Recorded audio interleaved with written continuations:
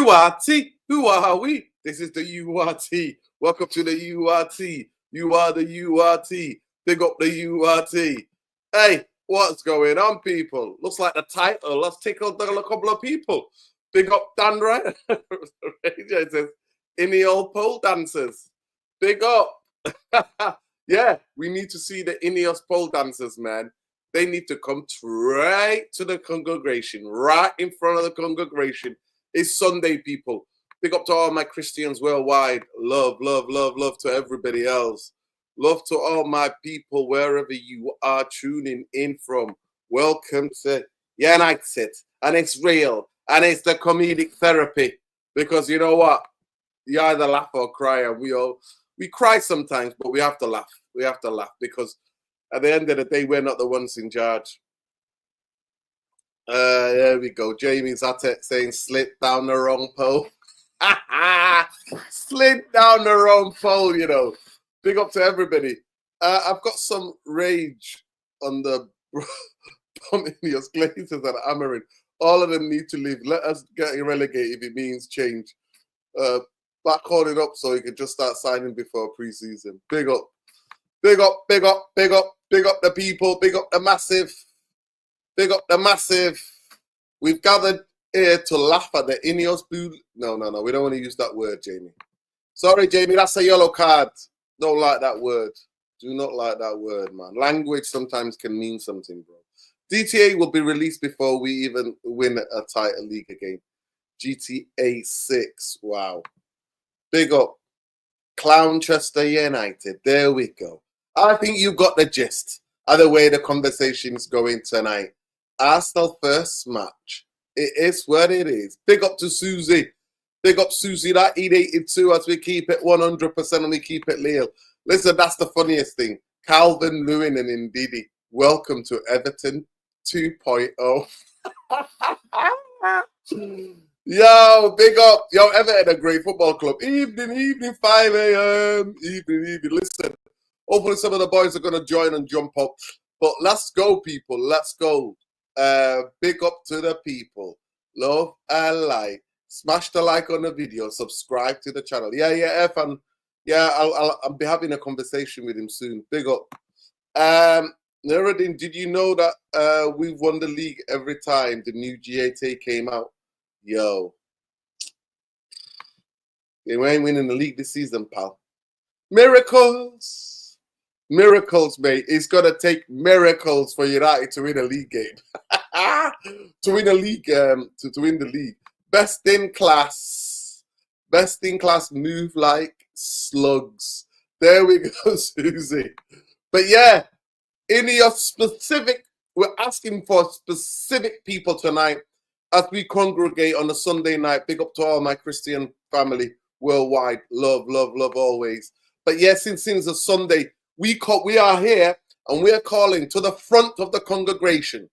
To the front of the congregation, the Ineos Glazer bootlickers. Because remember, Ineos and Glazers come together like bread and butter. Jim Glazer decided to jump in with the Glazers. So he is like them. So big up to everybody. And we're saying specifically, we're asking for Ineos Glazer bootlickers. Welcome to the front of the congregation. Seasoning will start soon. Big up to Lesso. Lesso, how you doing, bro? How are we in Southern Africa? Are we coming out of winter? Yeah, well, winter is far from being over, unfortunately. But yeah, everyone is good. Big up to the chat. Big up to you, Noradine. And yeah, we're back where we started with this ownership, eh? Yeah, big up. Big up. So yeah. Well, we're calling this. Are you Christian? Are you Christian, Lesso? Yes, I'm Christian. Right. Can you hear me? Well, tonight we're calling in front of the congregation all of the Ineos Glazer pole dancers. So apologies if we're offended. We're not meant to offend you. If it was a Friday, I'll be like, get in front of the imam, you know, at the mosque. You know what I mean? They'll all be coming in front of the imam. So that's what we'll be doing, bro. So love. Hopefully you're not offended by that, and none of the Christians are offended by that. Big up Nurin. checking on transfer updates. I'm fed up. There's nothing to be. Big up. Wayne Rooney is set to become match of the day regular after signing a 2-year deal. All right. Big up to Sheikh Arian Rashid. Yeah, there you go. But anyway, people, I think the best one we've had tonight is Ineos pole dancers. And this is where we are, man. The title of the show is. We'll start off. I'll ask your 2 pence on. I want to ask your 2 pence on Marcus, not on Marcus, on the links with Calvin Lewin. We did it the other day, bro. We did it the other day. We had all the strikers. I said, why can't we buy all the strikers? We had Ekatike, we had Calvin, we had did we have Osman? I think we had four strikers there, right? And we were like, why can't we get them? But it was a piss-take stream, right? I was taking the piss. I wasn't being serious. But genuinely, this football club is hilarious. Talk to me, Mr. Calvin Lewin as your striker. One of the most injury-prone footballers in recent years in the Premier League. Talk to me. Let's not do this, man. We have enough people on the in the medical table right now. So in terms of that, if they do that, I think for me it's lights out. They might as well lock up everything, turn off the lights, and deregister the club, because that's exactly what you want to do if you're going for such a signing and you want him leading your line. So for me, I've been saying it constantly, and my worry was that if they could let go of a guy like Jonathan David, who was on a free, literally, his management team kept leaking out information that he wanted us in the Premier League. We were his first choice, but we still somehow, I don't know how, we did not even go for that signing. Personally, like you want to save money. You talk about we want to save money, we want to go through, we want to go around PSR and all these things. But players are free there. That's a player that got 25 goals contribution, and more or less has been consistent and amongst the top goal scorers in the French league. You don't want him. Like, I don't understand. Like, what is happening? And then you wanna go around and you wanna come and link. You have the audacity to link us to Calvin Lewin. Like, what are we doing at this football club? And I just feel it's people don't realize it, but there's a bigger problem here, and I think it goes beyond football at Manchester United at this point, because I think everyone is here for the last payday. We have to be honest here. I think everyone is essentially here for their last payday. Jim, the rat, is here to benefit from what the Glazers have been benefiting from all these years. They've realized that this is a money trade. Anyone who works for Manchester United also realizes it. You look at Eric Ten Hag, same thing. Brought his whole company over here. They benefited from this. He made them millions alone from signing players using his agency. So for me, like, it's deeper. That's why I don't even, at this point, I don't even look at incompetency. I just think it's sabotage. And then it's just one way to put it. And I can't believe people are still backing this nonsense. I mean, if you're legitimately, if you're legitimately linked, if you're legitimately linked to this guy, honestly, I mean, it's the worst possible thing you can possibly do. And for me, I don't think they'll do it because they know that there's gonna be an outrage. Anyway, yeah, we are where we are. Big up. Yeah, big up, man. Big up, Lesso. Listen, congratulations on Arsenal signing the cyborg. We don't rate him, say Miasi. I've not rated him. I watched that guy. I don't think he's the type of striker that I would like to see at Manchester United. He might go there and break records and be an amazing, but the man's a cyborg. We'll see. We'll see if cyborg bullies. Of course, Arsenal are going to create chances because Arsenal are a very good football team. And yeah, he'll probably score goals, but I do not want that at Manchester United. I'm not having no cyborgs. I need footballers who can bring the ball down, playing people. That's what I need. Official. John Duran leaves now. Nasser joins for Fenerbahce. Big up to Sheikh Arian Rashid, who's one of the chief editors tonight, bringing all of us all the quotes. Big up to him. Big up Luwani. How you doing, Luwani? Good. How you doing, brothers? Big up, Lesso. Big up, Nordin. How we doing in New York? Army. How's the weather in New York State, man? Weather is good. He's a little, how do you say? He's a little humid here, but weather is nice. Sun is out, so everything is good. Yeah, yes. Big up. So we're linked with Calvin Lewis. Talk about laughable. Dominic Calvin Lewin will link with me. You can't call him Calvin Lewin. You have to call him in the old tradition of all Manchester United fan. When we are linked to a player, we tend to gas him up. So you have to call him Calvin Lewandowski, right? He used to be called like that at the point. So Calvin Lewandowski.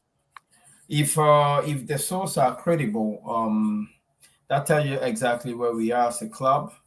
Calvin Lewis is a journeyman in the Premier League, and the team that took their chance on him know exactly what they got out of it. Now we're going for him. Of course, if it's a credible source, it tells you everything.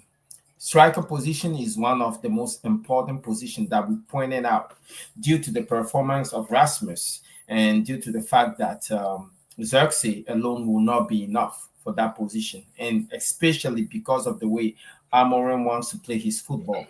But here we are talking about Calvin Lewandowski, a striker that cannot even trap the ball. Actually, we've all watched him doing his whole tenure in the Premier League. He cannot even control the football. Yes, sometimes in the box he represents an aerial threat, but I don't know if that's the way we're going. We're going getting a 10 like Cunha, who we don't know if Cunha is going to be providing assists galore for him. We don't even know if he's going to be fit for the season, because that's been one of his problems.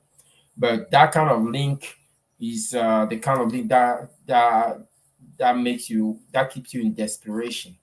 And for everybody that says Inios is best in class, and that always say that we're negative, I guess you got served. So I hope you enjoyed the meal. Big up. So Dominic Calvin Lewandowski is who's calling him. Big up to the people, man. Big up people, please. Let's get to 100 likes. ASAP. Big up to everybody. Please like, subscribe to the channel if you're new around here. This is not for you. Here's the real therapy channel. It's the United, and it's real, and it's a therapy, and it's comedic one tonight because we have to laugh. We have to laugh. Dominic Calvin-Lewin, Manchester United lists striker options this summer. He's on a free. He's on a free. He's on a free. That boy Dominic Calvin-Lewin, he's on a free. We might take him because he's on a free. You know what, Lesso said that he doesn't understand. Lesso, I understand. You know why I understand? We are broke. Listen, that's why. Listen to me. We don't have the money. Listen, Luwani, you're on a free. I'd rather take Luwani than Calvin Lewin. I'm telling you, mate. I'd rather take Luwani, mate. Truck up. What are you talking about, Nuruddin? I'm 46. What position did you play? Okay? What position did you play, bro? I play as a left back, and then when I went to college here, I play as a left side left winger. What do you call that? Left winger. So what was it like playing here? What college did you go to? I went to Kingsborough Community College in Brooklyn. Okay. Our soccer program was not that good, but I have a whole bunch of my Jamaican brothers that made most of the team, and we finished last of the league. Ah, man. Hey, but hey, you didn't get relegated though, did you? Cheers to that. You beat the relegation. No, I didn't get any scholarship. That's why I was looking for. So, yeah. Relegation FC. Big up people, please. Let's get to 100 likes ASAP. So the Calvin Lewin, we have to laugh at it. It's a laugh. Cyborg sent from Coventry. Yeah, so big up to the Arsenal fans getting giddy. We were never wanted him anyway. Some of us, some of the people wanted him, but we never wanted for it. We never wanted him because we analysed him and we didn't think he was that great anyway. Manchester United are tracking Ricky Rios matches. He's considered a budget-friendly alternative. Budget-friendly alternative. I love the language. Alfredo Polo, yeah, we're doing this, we're doing that. Big up to Sheikh Harry and Chief Eddie United Real for the big game. Manchester United acquired about potential deal to sign Douglas Luiz. Another injury-prone guy. Injury-prone guy. Well, he's been injured this season. I didn't even see him play. But yeah, like we said, come in front of the congregation. All of the Ineos, Glazer, pole dancers, quarter sexuals, come to the front of the congregation. All of you need to come, and when you come, you got to come correct. Because trust me, you waffled about July the 1st. July is when we do this. July is when we do that. July is this, and that. At the end of the day, it is what it is. It is what it is. I hope to sign a striker quickly, and I'm currently in talks with two players, Victor Osimhen and Dusan Vlahovic. Yeah, well, Dusan Vlahovic, you might like that lifestyle. We need to bring a Katikati United technical as potential could be. Yeah, maybe. Big up Stephen Kramer. Big up to you, and big up to everybody else. So at the end of the day, the new strategy that what is coming out of the football club and the rumours that are going around in Manchester is that Manchester United cannot buy anybody. We said we need at least 7 players to give this coach a chance, yeah? We said that. We agreed that we need 7 players because it's clearly the system, playing 5 at the back, does not suit these players. Wing-backs were super important. We talked about a midfield player or 2. We said a centre-half and maybe a striker. And we also said maybe 2 number 10s, right? We said these things. Now, the strategy is sell to buy to one of the worst sellers in out of the big traditional football clubs, iconic football clubs in the world. Manchester United are the worst, one of the worst. If there was a table of the 10 biggest football clubs in terms of fan base, region, history, Manchester United will be at the bottom. That's the team that sells the worst sales. It is what it is. People, it is what it is. It is what it is. And we are where we are. So I'll go to Lesso. Lesso, how could, okay, if you want me to believe that's the strategy, right? The strategy is sell to buy. Why didn't you, knowing that you had 7 or 8 months, you planned the players to let go, why didn't you get on with it and start selling them since the window opened? Now I told you with regards to these guys that they only started planning after the January window, and then Barada gave it away, funny enough, in terms of where he said that, okay, now we've assessed everything that we needed to assess. Now we can start looking at where we need to improve and all these other things. He came up with that statement. So for me, that told me everything that I needed to know, that we have not been planning. There was no plans being put in place from last year. So, it was always going to be a disaster. That's why I even wrote off the fact that we're going to sign 7 players, because you cannot start planning that late and expect that you're going to get your transfers through the door. You plan way in advance. And we didn't do that. We didn't even know what we needed, and it's funny enough, like these guys are the ones who decided how we want to play and all these other things, but they can't even identify these players ahead of time that they knew very well that our players currently could not play that way. So why wait so long to make that decision in terms of finding the appropriate players and stuff to come in, and for me, that already was like it was failure. It was failure waiting to happen. And I cannot believe people could not see these things. That's why I'm not even pissed off anymore. Like it's like you already knew where this was going from the get-go, and it's all crashing down. But it was expected. Unfortunately, it was expected, and people need to just get grasp with reality. We've got clowns here who don't know even how to do the most basic things. Like I said, even Barada's never occupied the seat of a CEO before. You look at Jason Wilcox. Wilcox he's never been a sporting director of a club at this level. What would we like? I don't know what we were expecting, but we knew obviously they're football people, but they've never occupied the positions that they've occupied before. So basically, these guys are on trial. We basically trying to develop these guys into their positions, and we've been doing that with pretty much everyone prior to them. So, guys, strap in, strap in. It's gonna be a long season, and we're in July and we only have one signing. I could even see these guys on Instagram trying to hype up the whole, um, the whole left wing back that we just signed, and that signing was already confirmed with the young lad, and then it was just it was just hysterical, to look at that, how they're actually trying to they're actually trying to make sure that they coin these signings, as long as they can, because they're not signing anyone anytime soon. We're going into preseason with practically one player that's going to go into the starting 11, and we call this a rebuild. This is the worst rebuild in history that I've ever seen. Not even small clubs do this. So for me, it's like people need to seriously be worried. Like Man United fans are just not angry enough. I think in this sense, people are just they're accepting this nonsense, and it is what it is, guys. Hey, Go ahead, I Lowani. agree with I agree with Leso. The way they move in betray a lack of foresight. But for me, I'm more mad about the fan base and the content creator that were misleading the rest of the pack. Telling them to trust Ineos, coming up with all kind of excuses to justify all the shambolic tactic that's going on during this transfer window. If you look at the reality, is we have players that are supposed to be gone.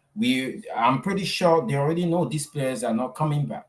So why is it that preseason starting on Monday and these players now are making public announcement that they don't want to come back? Now you're stuck with them and you can't get rid of them.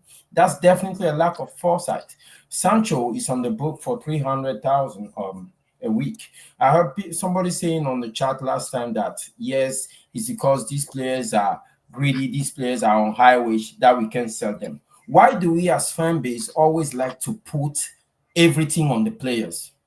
These players are not going to sell themselves, right?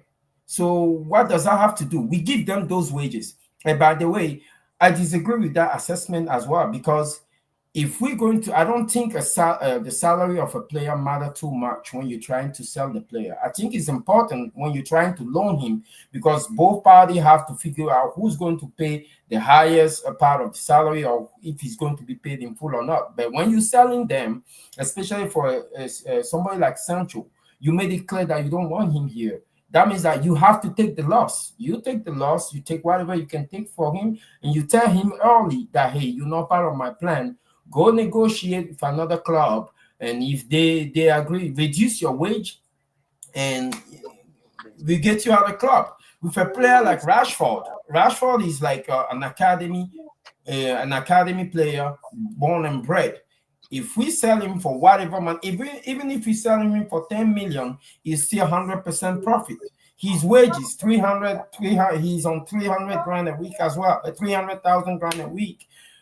That's also a situation where you tell him to go find a club, and I believe these players want to play football. Okay, if you have players in their prime, okay, I'm not to the point of believing that players are greedy to the point of sitting on their salary and saying, yeah, you want me out of the club, I'm just gonna sit on my money for the next 2 years. Even if you're not calling me in the first team, I'm not coming to training, I'm fine with that. No, players, you know, there's not so much money you can pay me to do what I love to do and sit down and not play. I want to play football. They want to live. Eventually, if you give them reasonable term, they will find a team, they will lower their wages, and they will leave the club. Now you're trying to stick it to them, and now they're trying to stick it to you too. This breakdown in communication between the players and the board is solely on the board. They attack them early. They cast them out early. Now they have to pay the price for that. And this should have been dealt with in a more professional, in a more private manner. So this player will easily find some club. You know, we take whatever we can from Rashford, even if it's 10 million, 50 million, that's fine. As long as somebody take care of your wage. Same thing with Sancho. We take whatever we can. We take the loss. This club is funny for a club like Manchester United, right? It's like we are lost in translation. We don't know what kind of club we are. We don't have any identity when it comes to the transfer. Usually, you have two kind of club. You have clubs that are cheap. When you cheap, you want to sell your players for a lot of money, and you want to buy for less money. You have clubs that don't care about the money. They just write the checks. We don't know why we are. We getting fleeced. If you think about it, if we are a cheap club, right? We buy players for a lot of money all the time. We're getting fleeced on the market all the time. And then when we selling our players, we sell them for peanuts. So what are we? Are we a cheap club? Or are we a club that like to get some value out of their players, or that like to negotiate to the bare bone? What are we? This is ridiculous. There's no professionalism. And this is on every content creator, every fan that always try to justify this. This fan base has a problem. This fan base has a pattern, right? They go from high hope, bantering other clubs, to, oh, now, okay, we don't have any hope. What's going on? Well, is nobody coming in, to getting mad. The last spectrum of the fan base is getting mad. They get mad. But we get mad at first because we know where this is gonna end. We get mad, and then we meet them we wait for them at the finish line. 100%, bro. 100%.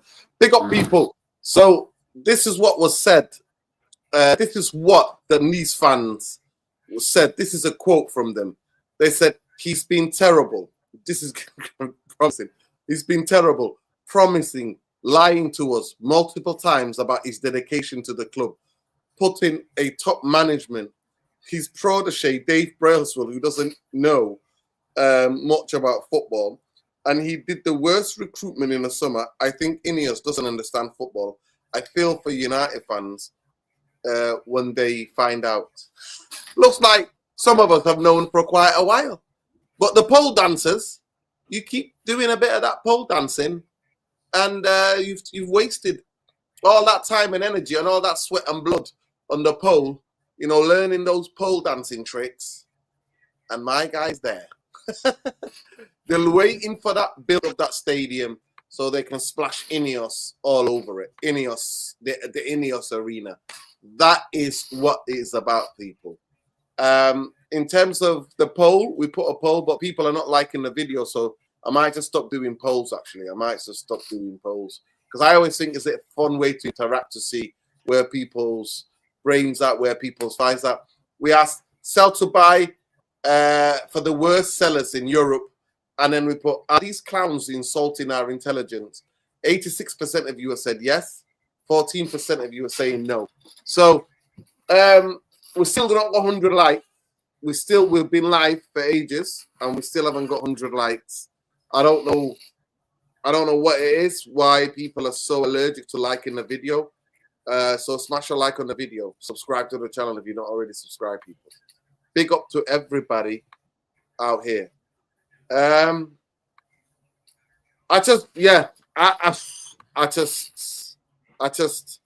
don't know what ways to look at what the insult to the fan base is. I genuinely think that they think we are that stupid. Nuruddin, I don't get why Ransom said he never listened to you, like you're not right about everything. He's hilarious. No, listen, different people just take different takes. Every Manchester United opinion is different, bro. Kenji.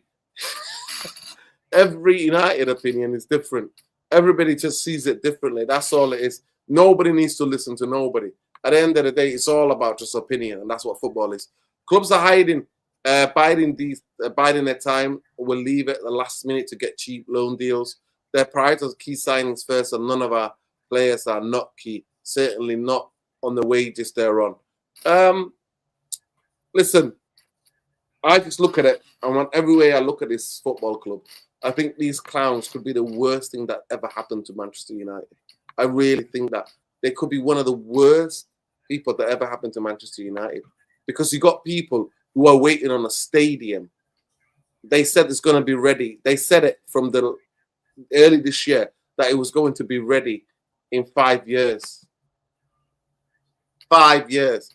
I don't see any of that being ready. And what's the point having a big old circus tent full of clowns when your football team is crap? You know, big up to Swiss Ramble. We broke it down last time.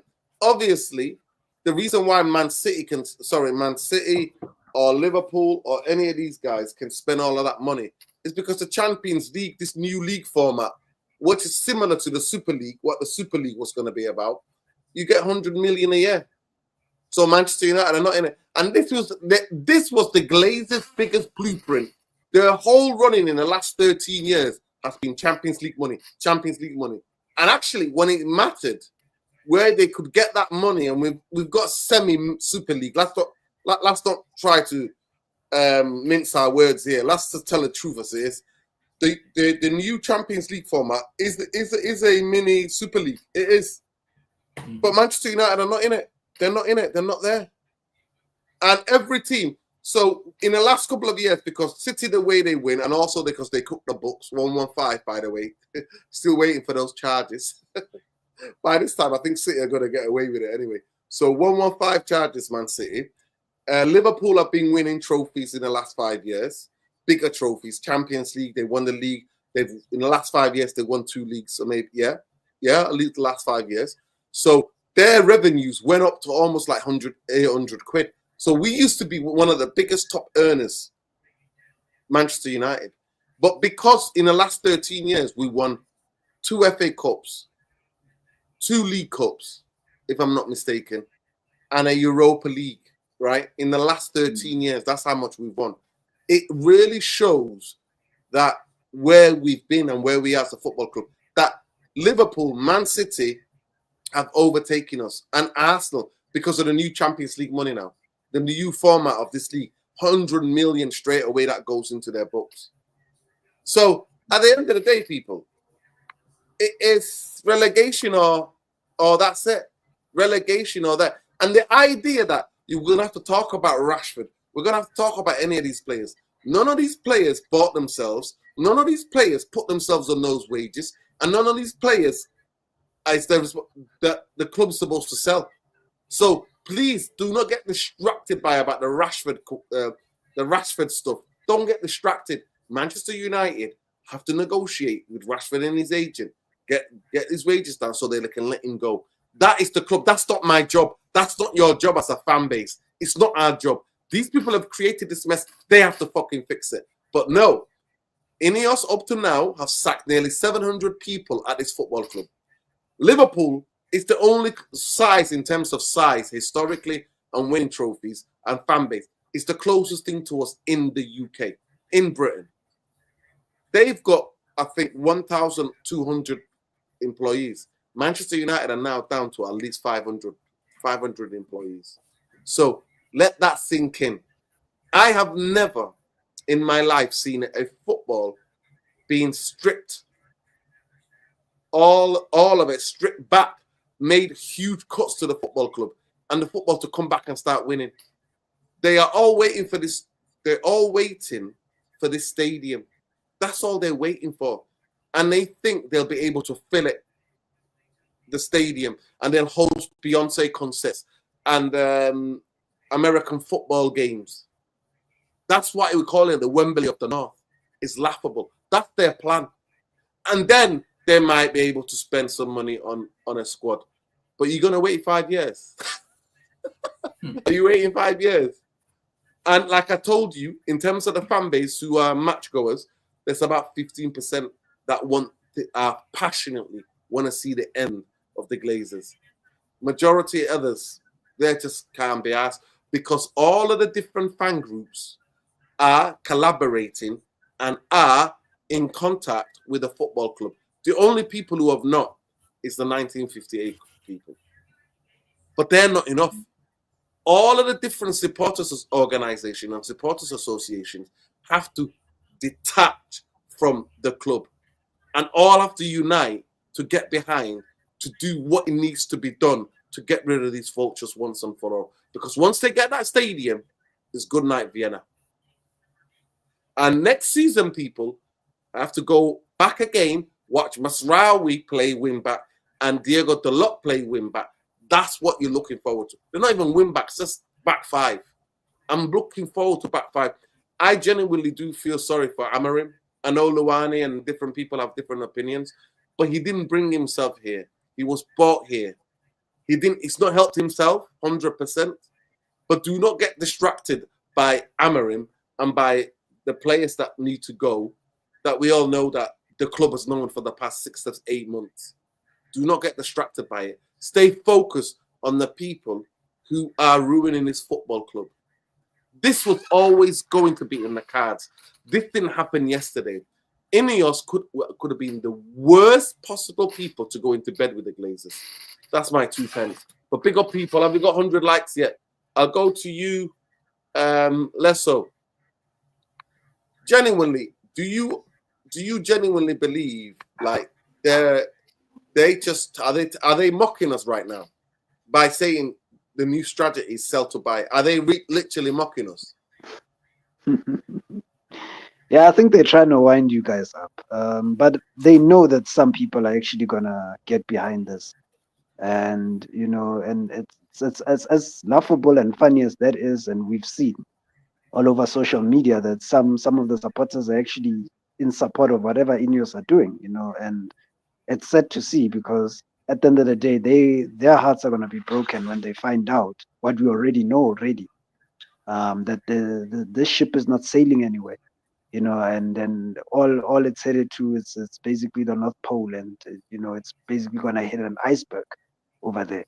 But all in all, yeah, no, we're just not angry enough as a fan base, and these guys know it.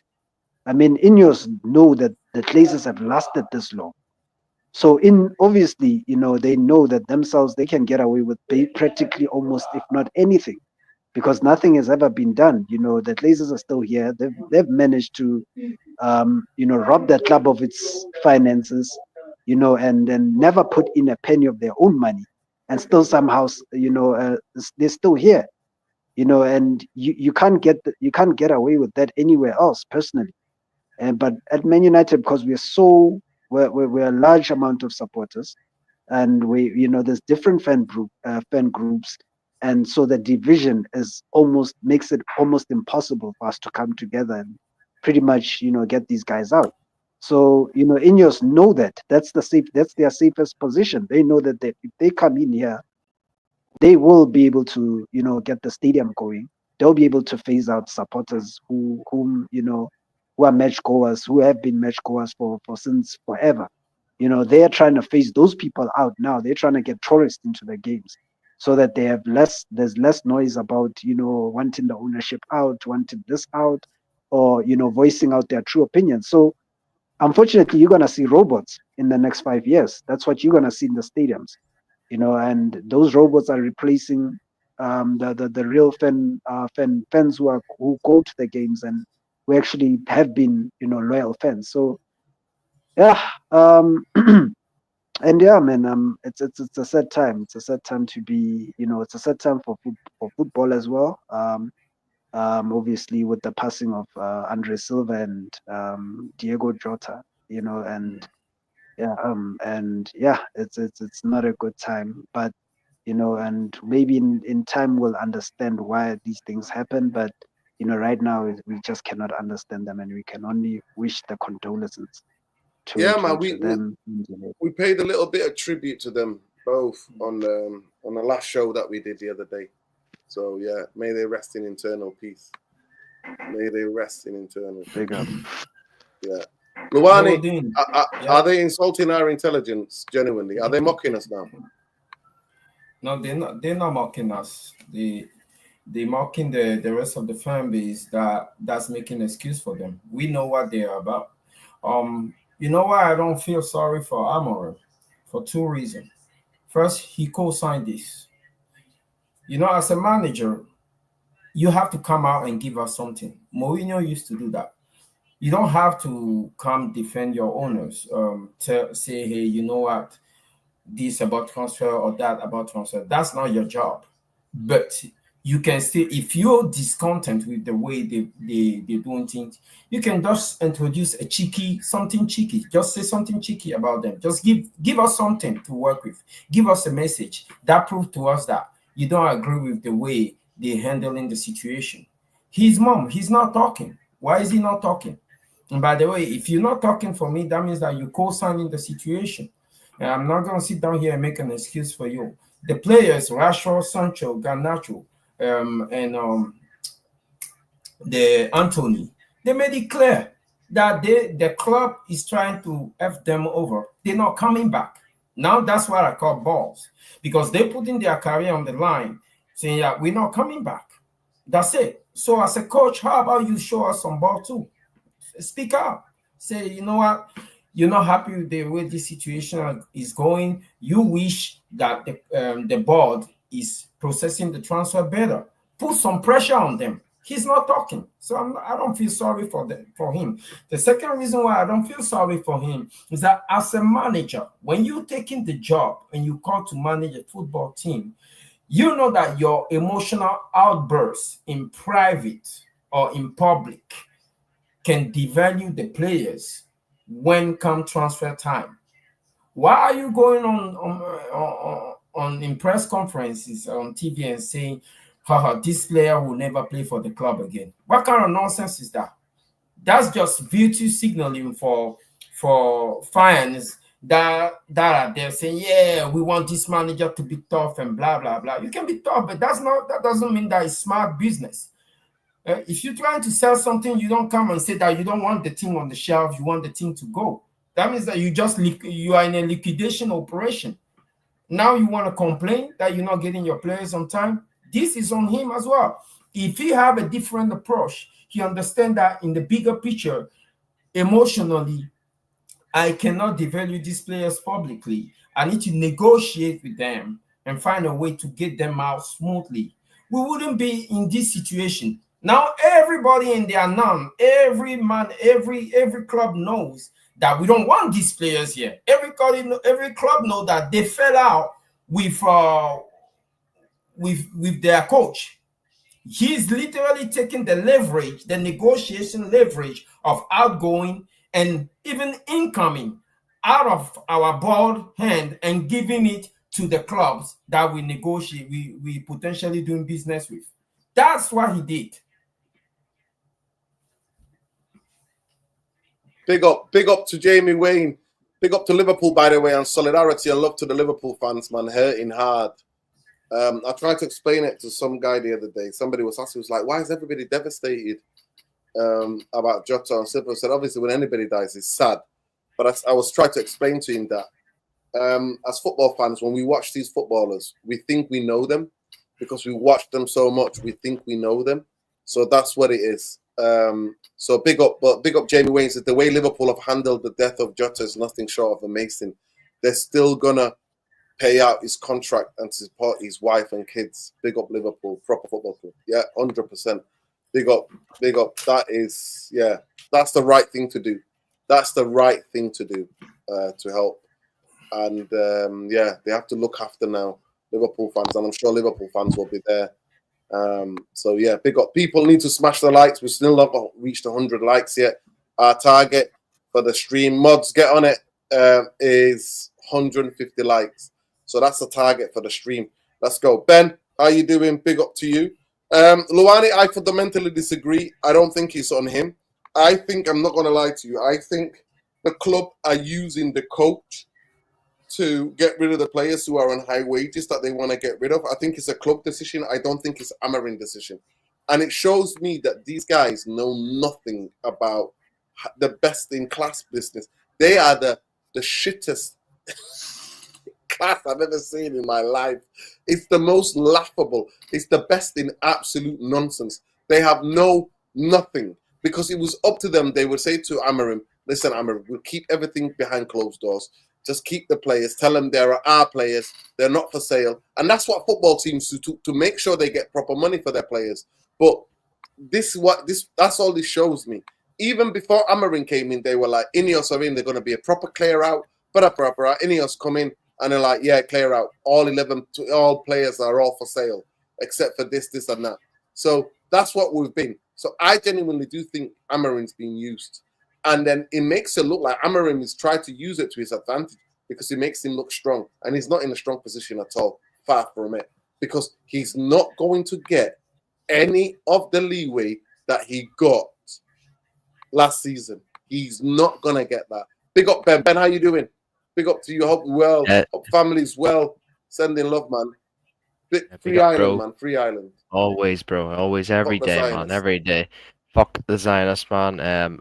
Obviously, I've sent you that tweet earlier on at DM Nerd and sent it to Shik as well. Like what they're doing to the Metropolitan Police is a fucking disgrace. Apparently, if you wear anything Palestinian, you know it's against the law now. They're moving.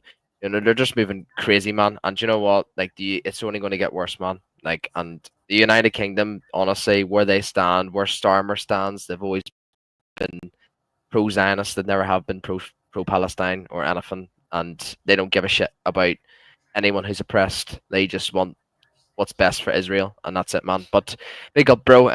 Yeah, man. I've lost a bit of my voice, bro. I was actually down in Belfast, all weekend. I was competing in a gaming event there. So at the University of Queens. Yeah, I've been to that university. Yeah, it's a lovely. But there was about 50 teams, and I placed 5th. So yeah, man. So 5th, yeah. So, what game were you playing? Let the people know. Yeah. If anyone's fans of Call of Duty, of Call of Duty, yeah. But yeah, man. Obviously, it was a lot turned out, man. Big up to Belfast. There was a watch party that was completely full. The whole venue was just packed. And yeah, man, it just goes to show, bro, with not only just Ireland and Northern Ireland as well, just the whole UK.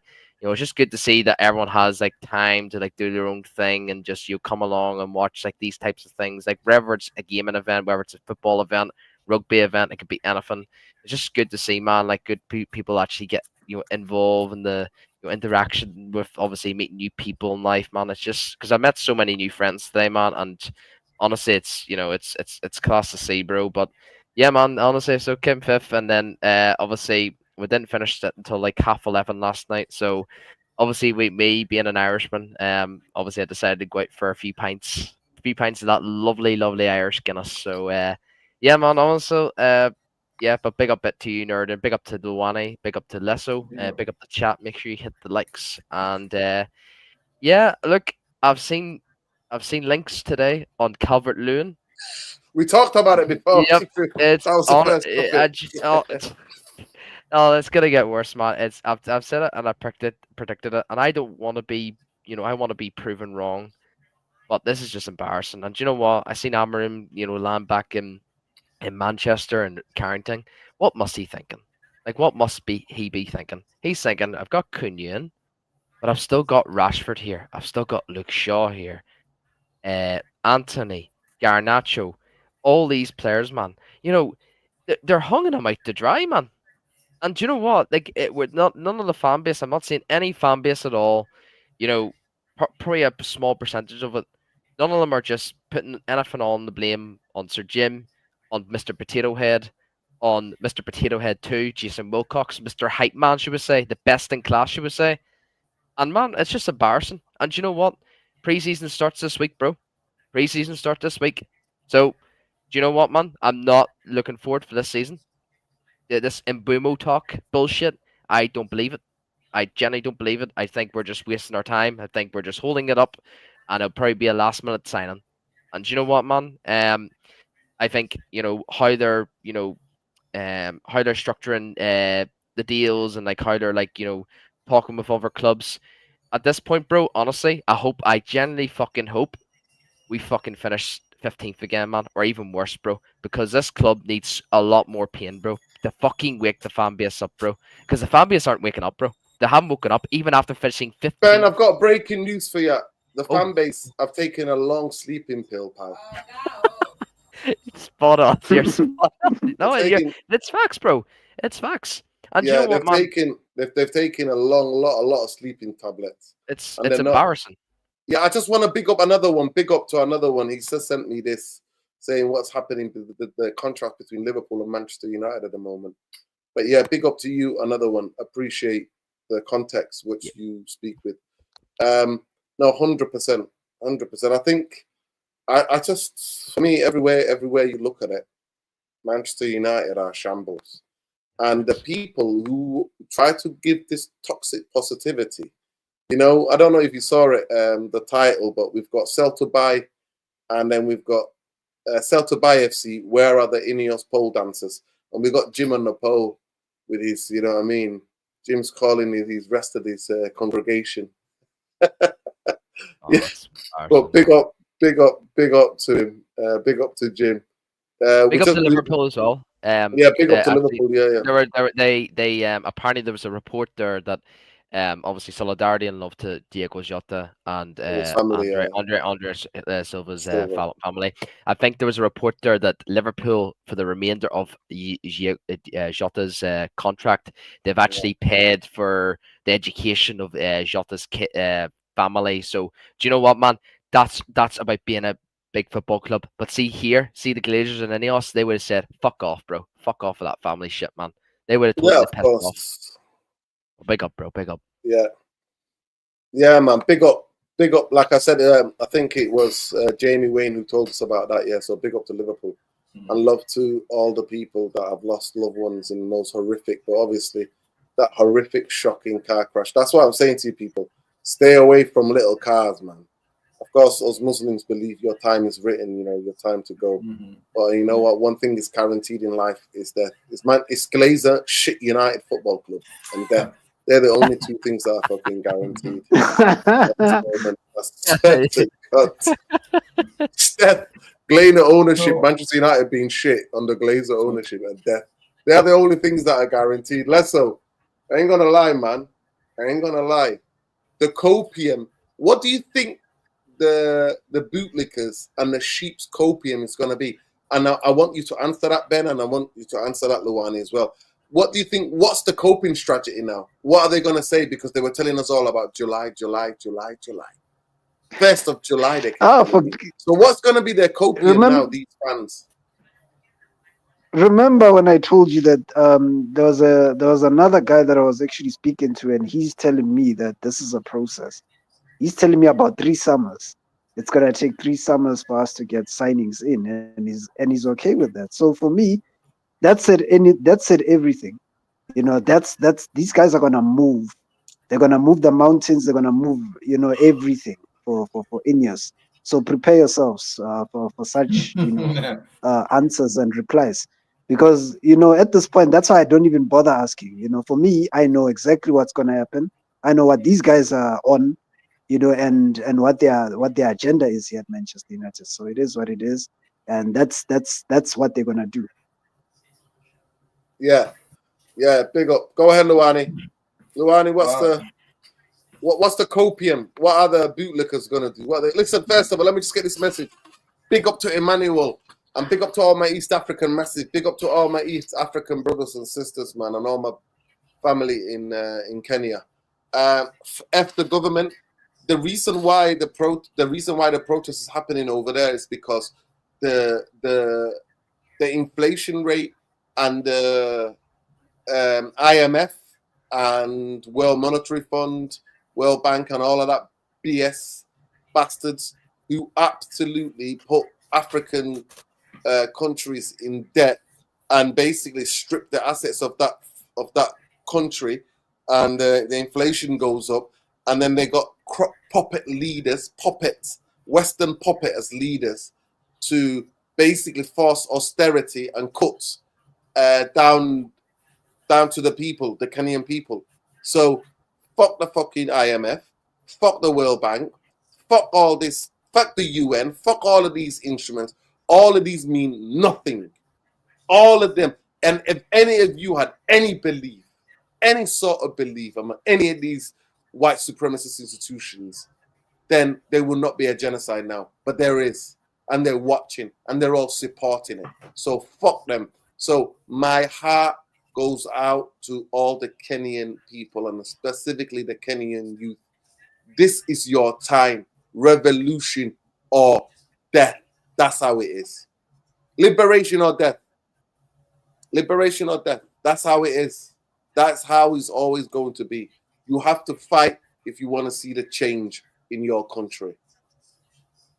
And people in the past have put their lives on the line.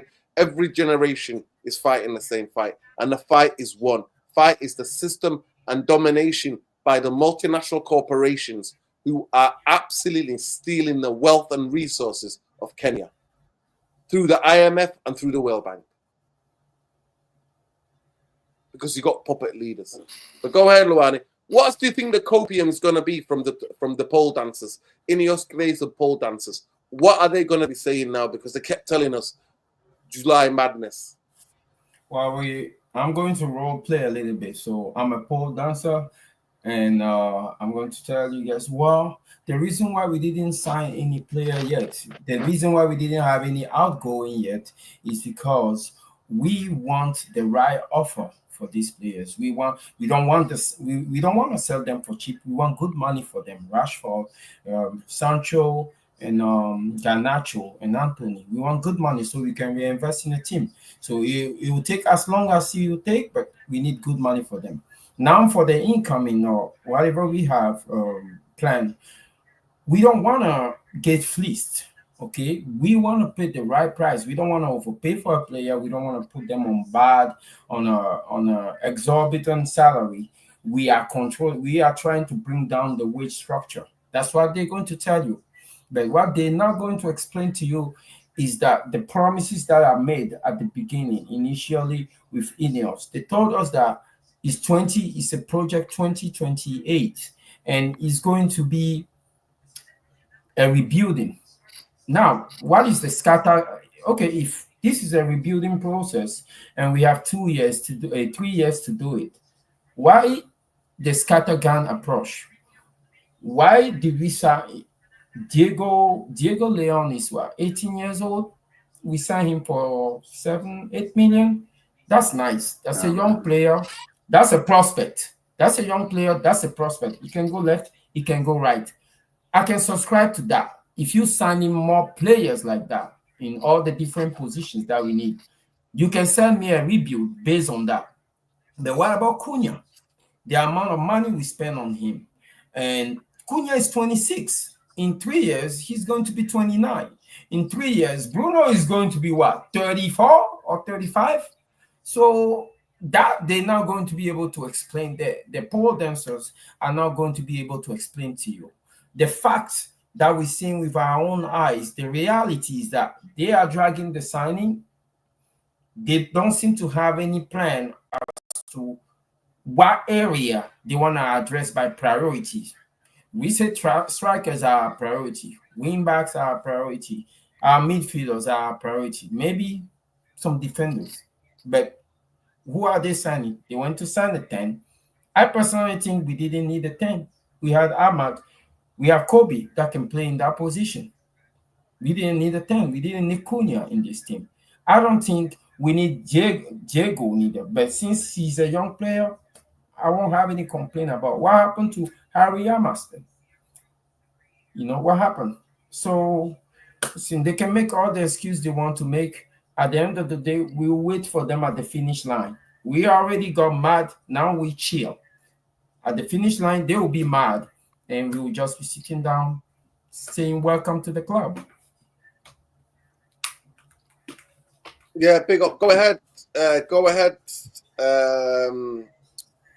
Ben.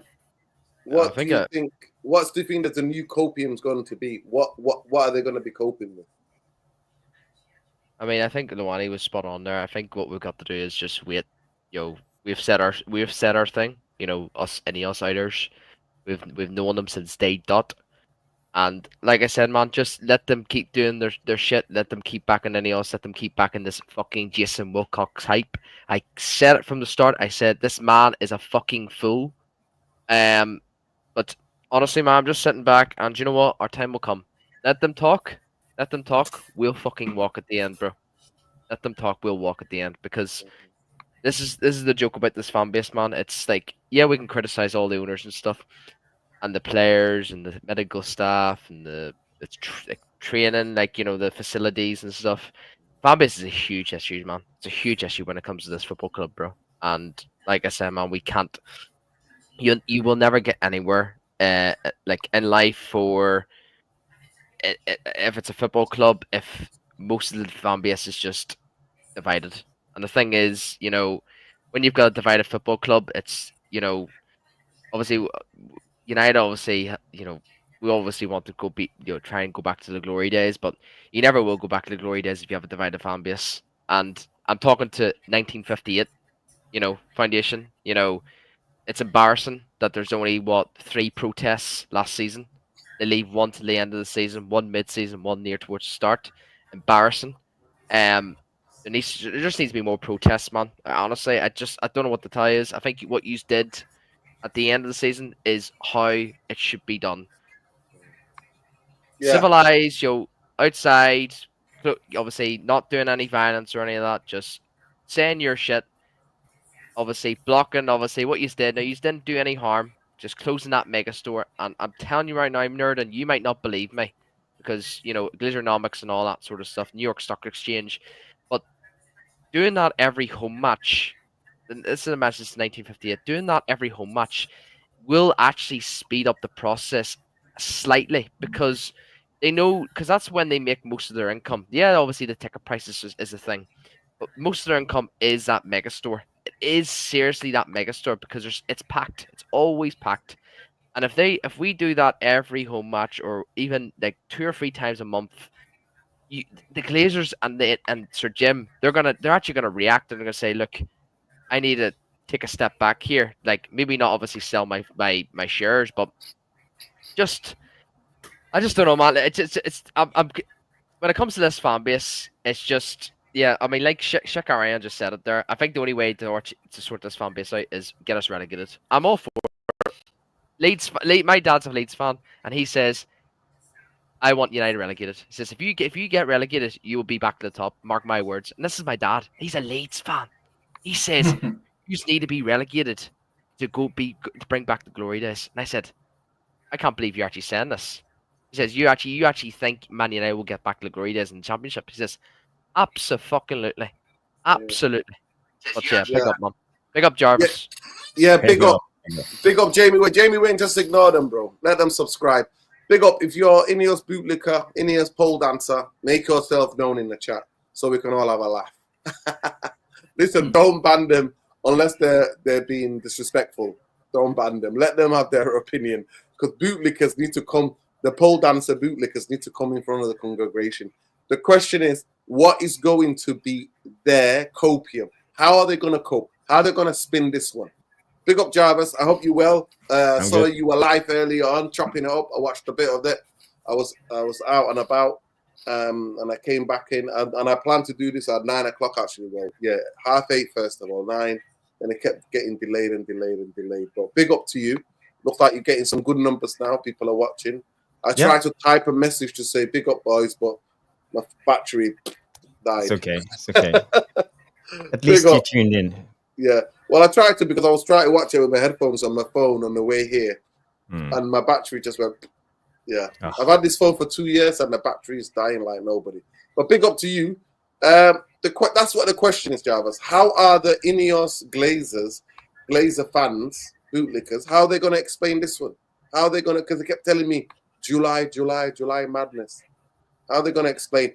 And we've put the thing out, obviously, we said sell to buy, and our poll is sell to buy, all right, for the worst sellers in Europe. Are these clowns insulting our intelligence? So that's the questions for you. How are their supporters going to cope? And do you think they're insulting our intelligence, Jarvis, when they've had sometimes 8 months, 6 months, 7 months to know that some of the players that they have no future at Manchester United? Yeah, first of all, I think we need to take a step back, and I just want to say hi to Lavane, big up Lavane, big up Lesso, Ben, and all the tactical army. No, I'm always I say the devilish tacticos. I've been doing too many streams on my own channel. The therapy army. Sorry, guys, you are the best. You are the best. 103 likes. I see Stephen Kramer coming in with. So let's get to 150. But when it comes to this, I think we need to take a step back. After the last game against Aston Villa in the Premier League this season, Amorim held a speech. It was very optimistic. He said, I quote, "The good days are coming." And everybody cheered, always with tears in their eyes, because they were so motivated by Amorim's speech. And I think Jarvis, I laughed. Jarvis, I was there. I laughed. So I laugh every time I hear it. Go ahead. Yeah. I felt the same. What are we trying to do? Why big it up like this, Amorim? Please just tone it down, because you can't trust Ineos and the Glazers. That's my main thought when it comes to this. And obviously, they have led him behind the curtain, and Amorim, he really believed that he would be backed this summer transfer window.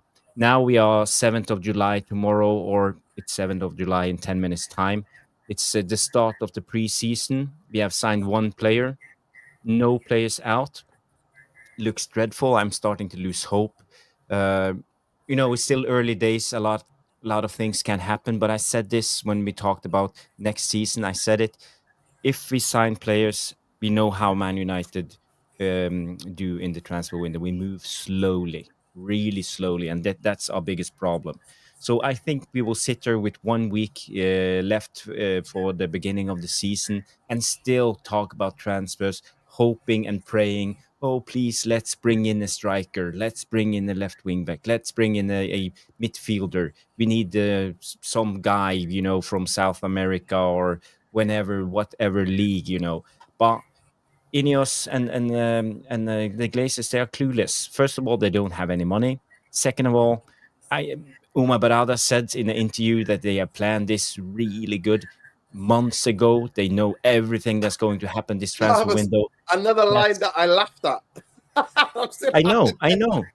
But this is the PR from the club. And that's the biggest problem with us. We still believe that things can turn around when it comes to this window. But how are we going to sign players? We don't have any money. Our players that we already have, we can't get them sold because of the wages. They have long contracts. It's impossible to get rid. They don't want to go. Only way we can get them gone is to pay them out. Pay out the rest of the contract and let them leave. But we don't have any money, so we can't pay them out. So we are in a catch-22 situation. And we have owners who are not willing to put in money. Can I just correct you one thing? We do have money. We're owned by billionaires.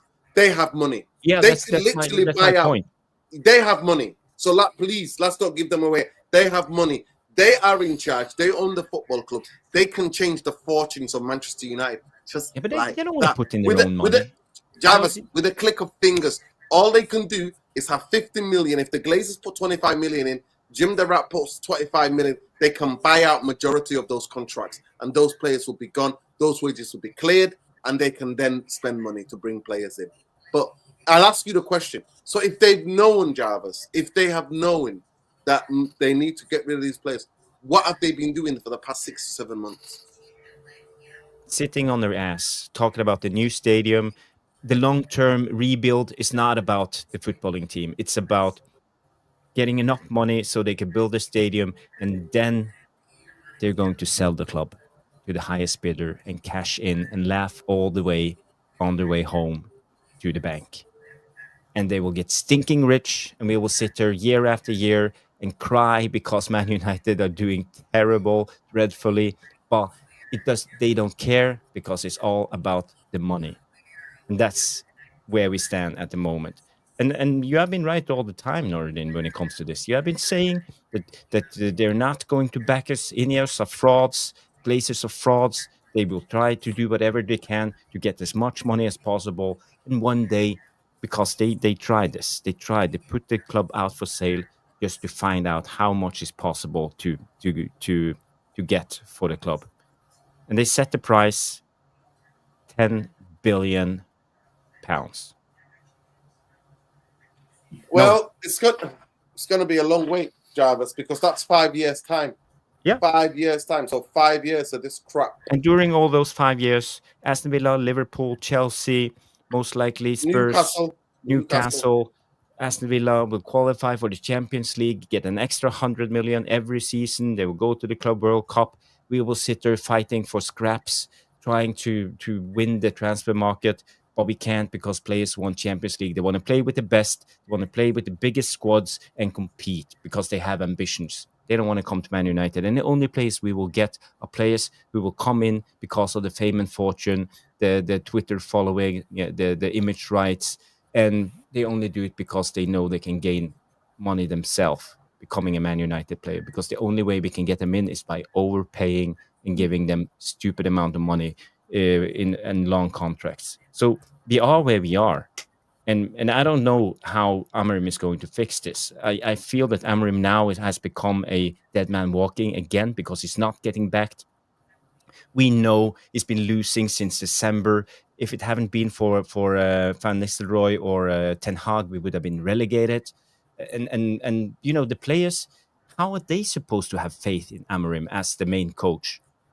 You know, Jarvis, you say Amorim has become a dead man walking. Yeah, because you know after 10 games, we play Chelsea, Arsenal, and Liverpool in the first 5 games.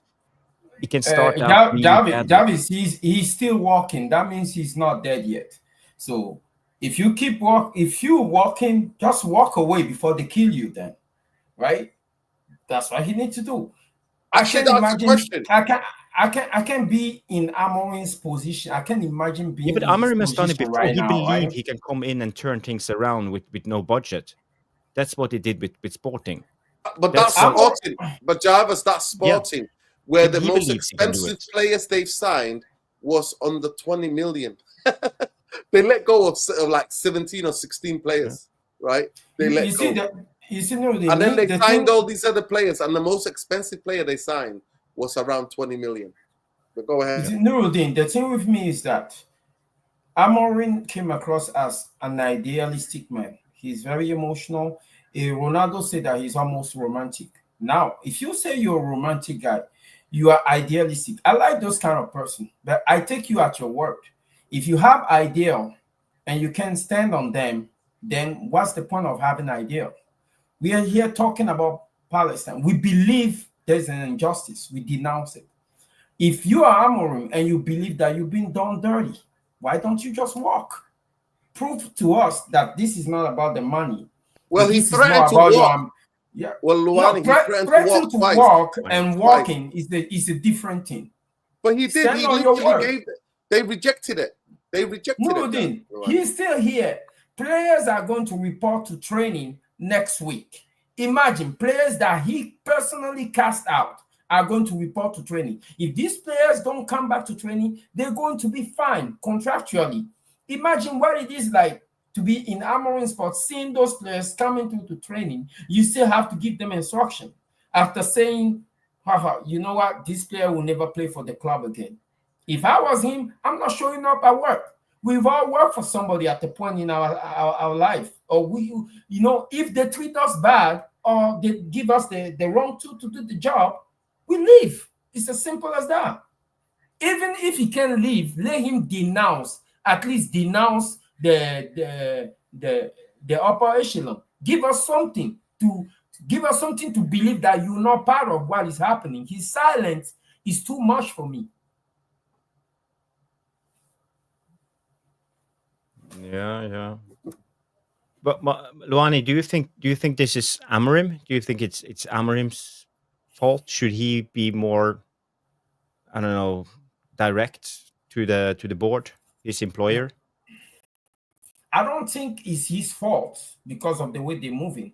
I think it's his fault for not identifying the people that he's working with.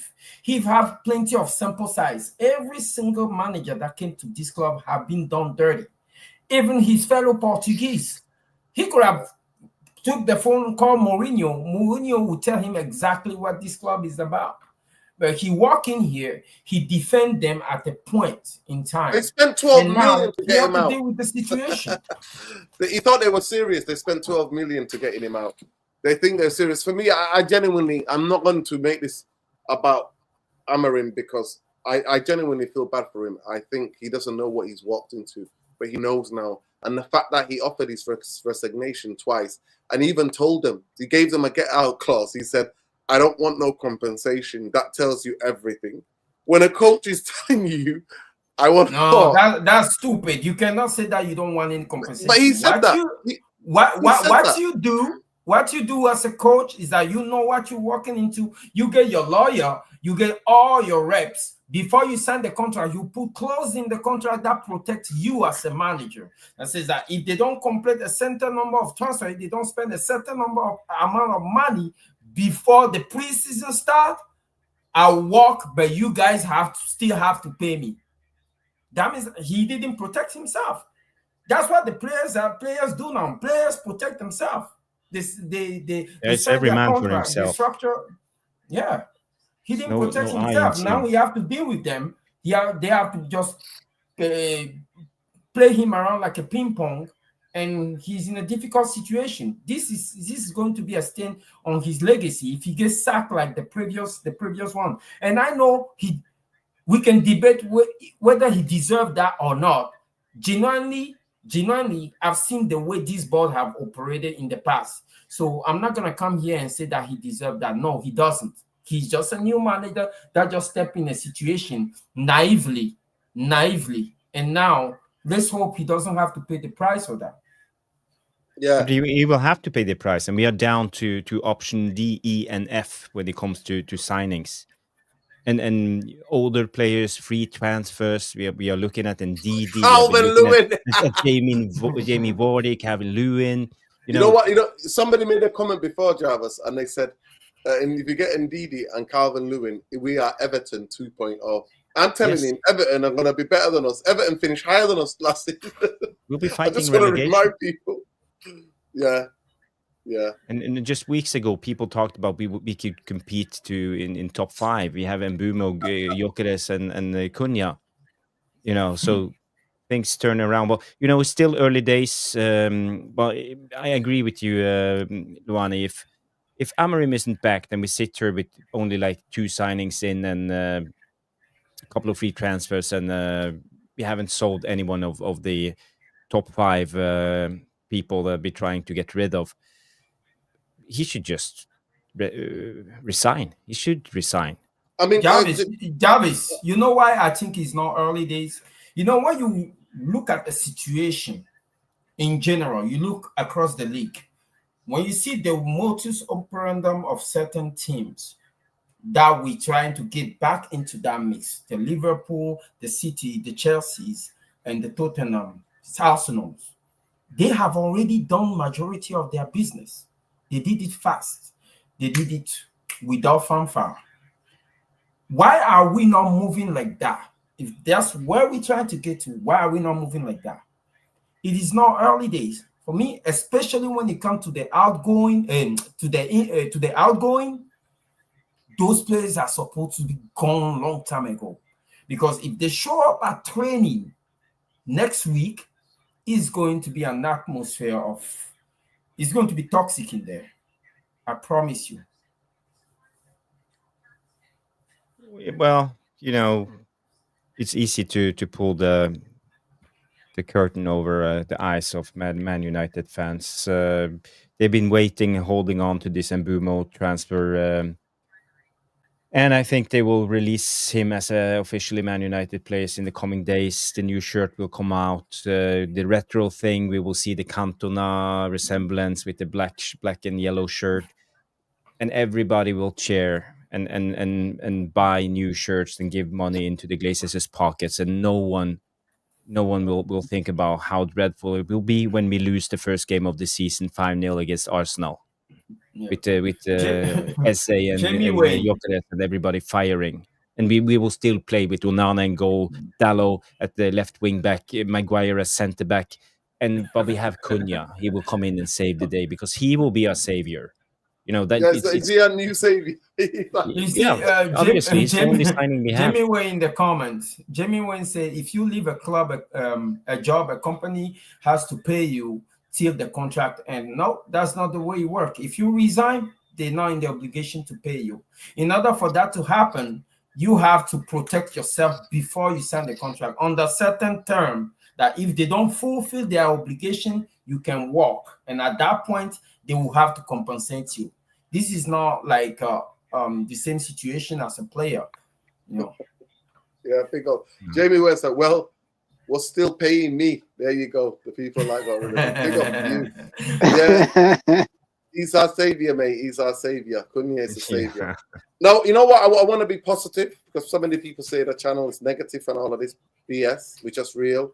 We're just honest. And it's an honest, unscripted, unfiltered United, and it's real, it's raw, and it's red. But I want to finish because there's this young kid. He's from I want to big him up. It's this young kid, Deigo Leon. And I just want to say to him, welcome to Manchester United, Deigo Leon. This is the life he was living before. Look, helping his dad, working on the farm, you know what I mean? And now he's here, you know what I mean? He looks very determined. I've seen some of his quotes. He said, soon as I come there, as soon as they see that, you know what I mean, that I can do what I need to do, they will be like, okay, you know what? And it costs 7 million. So even if he fails, it's nothing. I'm just glad that kid can live out his dream, and that I want to just welcome him. I think we can see a little bit in this video. I can just show you a little bit in this video. I can show you a little bit about the type of skills. I don't know if you guys can see this, but yeah, he is quite speedy. He's got a good left foot on him. We need more left-footed players. And I like the way he takes this goal. I don't know if he's going to get any room to do that. But if they're going to send him alone, I really would like him to go to the Championship, a team that's going to play him for the season. Or, like, you know what I mean? That's what I would like for him. He's already looks quite physical. He's only 17, isn't he? Like, he's really young. But he looks very physical. He's built like a man. You know what I mean? That's what he looks like. What I like about this signing is number one, he's cheap, and number two, he's young. And from looking at his highlight, I see he like going on the outside a lot. So yeah. Which means even if he starts, he's left-footed, go on the outside a lot. So that's a possibility for assist for our strikers. So even if he starts, him and Cunha will not get in their way because Cunha like to come in the inside. So I mean, it's a good signing. It's not one I would complain about at all. Yeah. Yeah. But yeah, this is what he said here. He said, everyone thinks I'm going out on loan, but I don't have that mindset. I'm going to crush it in the preseason. I'm within 1 or 2 games already playing with them. So big up to him. I like the way he's backing himself. I think as a young footballer, you need to have confidence. You need to back yourself. I think you need to work hard and you need to back yourself. But yeah, I big up to him and welcome him to Manchester United. Unfortunately, it's not the same Manchester United that we used to be. We're a clown of a football club, and there are too many clowns here running this football club. Too many clowns running this football club. And my question, I'm going to leave everybody. I'm just going to check the poll again. And just say, yeah, 92%. I said, sell to buy, the worst sellers in Europe are these clowns insulting our intelligence. I really think sometimes they're mocking us. because they try to make it look like football is complicated or how to have a stable football club. It's not complicated. But we don't operate like a football club for years and years, whether it's Jarvis, whether it's myself. A lot of people have been telling you that we float on a New York Stock Exchange and we are bound by other rules that most football clubs are not bound by. And that is where we're at, people. But yeah, no, he needs to go to the championship. We don't need to set him. Championship for me is the most competitive league. One of the most competitive leagues in European football. And he needs to acclimatize to the winter season, playing throughout Christmas. You get all of those and you get tested. You get to play with men, you know what I mean? And you'll get tested. So that's what I would like him. I would like him to send him to a team in a championship. I'm just looking at the teams that went down. Who was it? Ipswich. Maybe Ipswich. Can we send him to Ipswich? Who else went down? Saints. Southampton. Oh, actually, they actually Southampton are very good at developing players. Their academy is really good. So maybe send him there. Who else? And then who else went down? Southampton, Leicester. They're the three teams that went down. Just send him to a team who's going to fight for promotion or for to try to get back into the Premier League that play decent football. Yeah, it's not the same.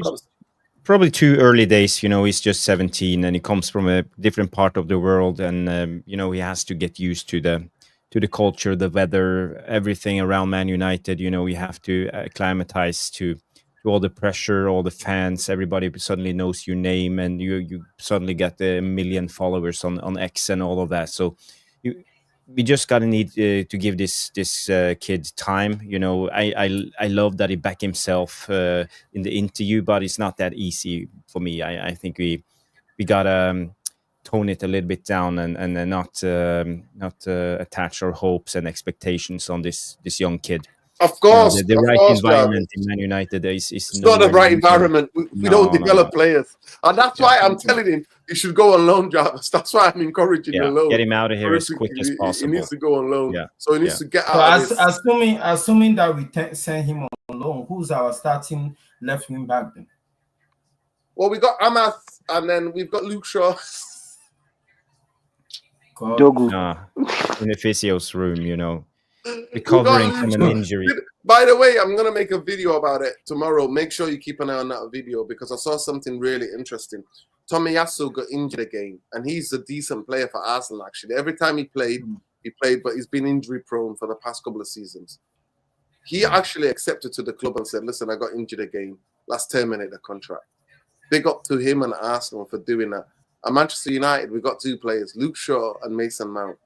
And they're both going to be here, and they're all both going to be injury prone, and they're both not going to be playing next season. But I don't know what we see in them. And both of them are on very good wages for being there. Mr. You know, they are injury room FC. You know, the injury table, the injury massage table. That's where they are. By the way, congratulations to Norway today. I think Norway won, if I'm not mistaken. The women's Euro in the women's World Cup. No, the women's European Championship. They won. Yeah, they won. So big up to I'll be honest with you guys. I don't want him on loan though. I don't want him on loan. I think when we're talking about loan, we can talk. You want him to start playing? No, the reason I want him to start playing is because of the players that he's competing with on the position. Luke Shaw, how much? No, I'm taking the piss. It's gonna be Amas. It's gonna be Amas and Dogu. That's what. How much better? How much better is Amas and Obrigado tax, Jarvis. Obrigado tax. Obrigado. The Portuguese passport. Yeah. How much better is Amas and Dogu than him? How much better are they? He can start. He can compete. Because as left back or left wing back, I mean, the position is not a complicated position. It's not like a striker. You need to learn your trade, or as a defender, you need to learn your trade. You have a specific job to do in the system. And if you have the athleticism to do it, the rest is a matter of execution and handling the pressure. Let him stay here and let him compete with the other two and may the best win. You send him on loan, that's another project, and You know, we don't know when he's going to be ready and whatever. You know, if we're sending him on loan, why did we bring him in anyway? We might as well let Deigo and Amos compete for the position. Yeah.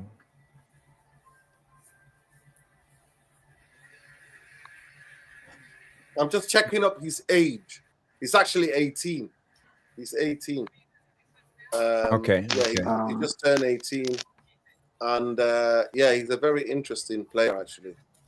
Very interesting Yeah, player. but don't be So, fooled, guys. You know, even if he looks like a man and built like a man, he's still a yeah, of course. very No, young guy. Jarvis, You of know. course he's Jarvis. Are you kidding me? He's coming Yeah, from but Latin America to Europe. Different culture shock is going to hit him hard, Jarvis. The culture shock is going to hit him hard. Seriously going to hit him hard. It's going to be a massive culture shock. That's what I'm saying to you alone, for him to get out there and to go and start playing, because he needs game time. He needs to get used to it. But he can't do it at Manchester United because we don't develop. That's why I'm looking at around in the Championship. Which teams develop youngsters? Which way can we trust him? Because I don't trust Manchester United. I trust Southampton because they do develop young players. They give young players an opportunity and to play and chances. So, yeah, that's where I think we should send him. Talk to me. You got the last word of the show, man. Deigo Leon, should he go on loan in the Championship or should he come on loan to the South African team? By the way, that South African team did you proud in the club world. I didn't watch it that much, but I've seen a couple of their results. They did very well. No, big up to Mamelodi Sundowns. They've been. That's the testament of actually, you know, when an owner comes in and spends a lot of money on the infrastructure and as well as improving the club's, development all the way up until the first team. They play the exact same way. They have a philosophy and, and pretty much they've built on that relentlessly, and Sundowns remind me of what Manchester United could have been if we're actually relentless. They've been dominating the league like nobody's business. So, all in all, man, I mean, with everything that Manchester United have been doing, it's just it's one of those lessons. I think, if anything, if you're an owner or someone who wants to come in and own a football club of this size, how not to fuck up, basically. And Manchester United have taught you everything that is wrong in how you run a football club. And we're actually we are the benchmark on what not to do in this essence. So, it's all gonna be a circus. This kid, like I said, Deigo Leon needs to go out on loan. We need to manage him properly. We need to learn. I don't know if we're ever gonna learn anyway. So I'm just gonna presume that we actually do have a brain and we're gonna actually, try and look out for him. Not try and make him out to be this next best thing since sliced bread and try Yeah, and that's throw him in the overhyped. deep end. Yeah. So please let's not overhype this. Let's not Because overhype if this. they Let's send him overhype out him, alone. he has a bad game, Luani. He'll be getting absolutely butchered on X. That's what we do. Pretty much. That's our fan base. Well, that means that he's not cut for the team for Manchester United. Then. No, he needs to go out. We need to manage these players, especially young players, much better, man, and train them in the first team with so much 18, toxicity. Leso. He's 18. No, Harry but Amas is 18 as well. Luke Shaw is injury prone. We don't have anybody. No, but I agree with you to some extent, because obviously we don't have anyone, and that's the reason why these young players have been thrown out in the deep end, because we do not have anyone else. It's the sad predicament that we find ourselves in. And if we're a properly run football club, we definitely have options, and he's definitely going on loan. And he comes in and is gradually been put into the team. But now, guess what? We're gonna throw him in the deep end, because look at how many posts they've made about him. He's definitely going into that first team. Whether people like it or not, that's just what we do at this football club. How on earth do you have like 12 or 15 posts of one signing in such a short space of time? So he's made out to be the next thing, the next best thing. So yeah. Hype Be prepared, FC. guys. Well, Well, that's what we are, innit? We are propaganda FC, aren't we? We are PR FC. That's what we do. We especially these young players, and then the next minute they all want to leave. It is what it is. But listen, big up to everybody. I'll be doing a video about the different ways certain different football clubs, what they do. But please do not forget that the Glazers and Ineos wanted to do everything about what there needs to be done. They would do it. There's a will, there's a way. And they're choosing not to. No club that has had cuts with austerity cuts made has ever competed for anything. And people think now, realistically, I was chatting to somebody today, I was out and about, and they were like, if you finish inside the top 10, that'll be an improvement. I said, wow. Wow. They were like, top 10 finish, that's what I'm looking for this season. Yeah, and they said to me that I was a bit negative. I'm a bit negative. I need to. The good days are coming. The good days are coming. Top 10. The good days are coming, Jarvis. Yeah. It is what it is. But listen, please, people, make sure you check out Tactical Devils. They've just done a show. Make sure you check out. Look like a really good panel. Make sure you check out Jarvis at Bowley, BOLE77 on X. Make sure you check out Lesso at Black Rain on X and Lesso Football TV. Make sure you check out Luani. Let me actually put it in, actually. I think it's this way. Let me just do it so that people know. Let me just add this. And I think it is 1979, if I'm not mistaken. Luani. There you go. Big up Luani, 1979. I think at Luani, 1979. Yeah, so big up to him. And big up to everyone. I just want to mention something. I'm probably going to switch up my name and go into an alias because it's getting crazy out here in this country. Why was that? Yo, you're in the belly of the beast. You're in the belly of the beast, Luani. Yo, but ice before ice come after you, bro. Wow. Yeah, these thugs, man, these fascists are snatching people off the streets, man. That is crazy. Do you know that I'm like Amorim, you know, I'm an idealist. I thought we are all citizens of the world. We can go anywhere and live anywhere as long as we're sincere, honest, you know. But apparently not everybody thinks that way. So. No, they don't think that way at all, and it's crazy.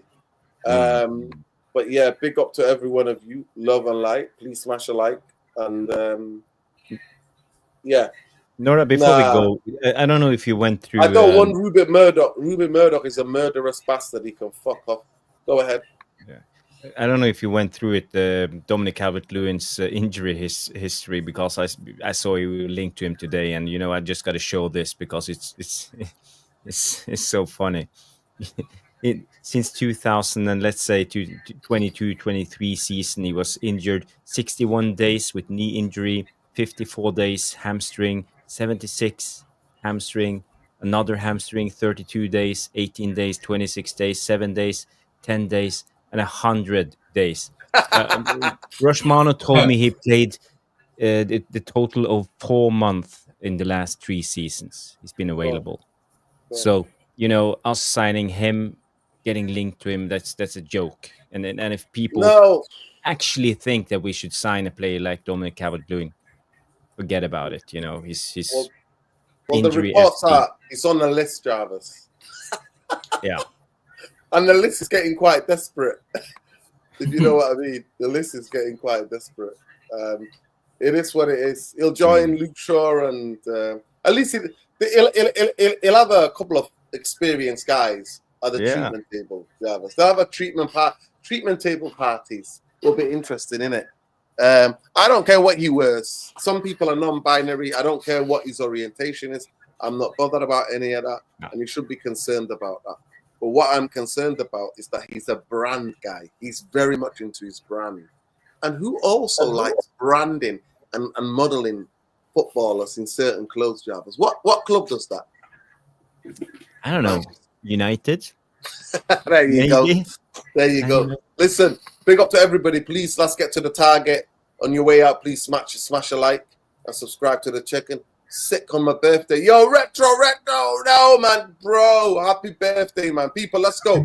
Happy birthday to you. Happy birthday to you.